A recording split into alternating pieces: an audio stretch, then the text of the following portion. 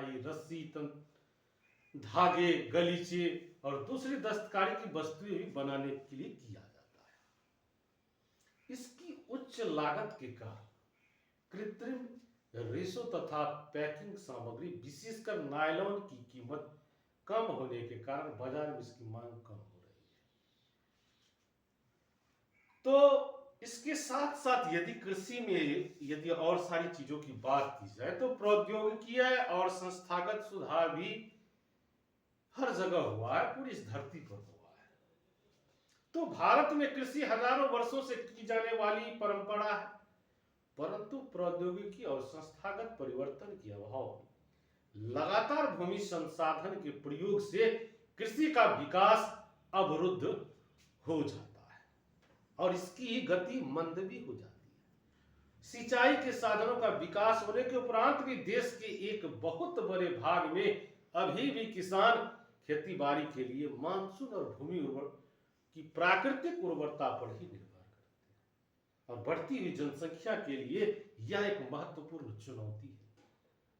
तो 60% से भी अधिक लोगों को आजीविका प्रदान करने वाली कृषि में से कुछ गंभीर तकनीक और संस्थागत सुधार लाने की आवश्यकता हम सबों को है।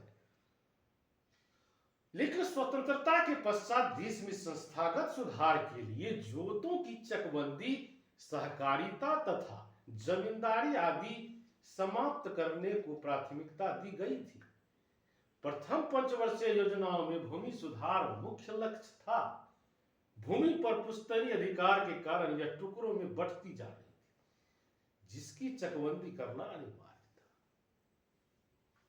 तो भूमि सुधार के कानून तो बने, परंतु इसके लागू करने में बहुत ढील है।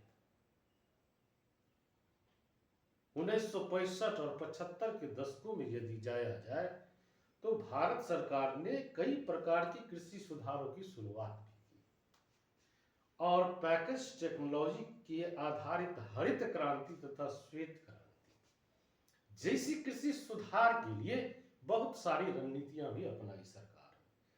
परंतु इसके कारण इसके कारण जो है विकास कुछ क्षेत्रों तक ही सीमित रह गया और 1990 के दशकों में व्यापक भूमि विकास कार्यक्रम जब शुरू किया गया जो संस्थागत और तकनीकी सुधारों पर आधारित था, तो इस दिशा में उठाए गए कुछ महत्वपूर्ण कदमों में सूखा, बाढ़, चक्रवात, आग तथा बीमारी के लिए फसल बीमा के प्रावधान और किसानों को कम दर पर ऋण सुविधाएं प्रदान करने के लिए ग्रामीण बैंक, सहकारी समितियों और बैंकों की स्थापना भी शामिल की गई। तो किसान के लाभ के लिए भारत सरकार ने किसान क्रेडिट कार्ड, व्यक्तिगत दुर्घटना बीमा योजना भी लागू की।